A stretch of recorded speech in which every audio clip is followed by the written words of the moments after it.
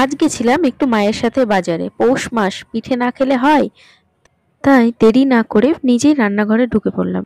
আমি এখানে নিয়েছি চালের গুঁড়ো, সামান্য পরিমাণ মতো লবণ আর জল।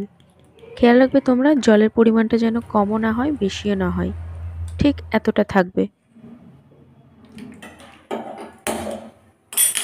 আগেকার দিনের মানুষরা এই পিঠেকে সচরাচর সরা পিঠে বলতো, কারণ আমরা যে এখন পিঠেটা লোহার কড়াইয়ে করছি বা অ্যালুমিনিয়ামের কড়াই, যে কড়াইয়ে করি না কেন, আগেকার দিনের মানুষরা মাটির সরাতে করতো, তাই সেটার নাম সরা পিঠে।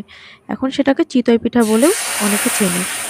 তো আমি এখানে তেলটা যেটা নিয়েছিলাম সেই তেলটা সামান্য পরিমাণ মতো নিয়েছিলাম, যাতে নিচে না লেগে যায় পিঠেটা।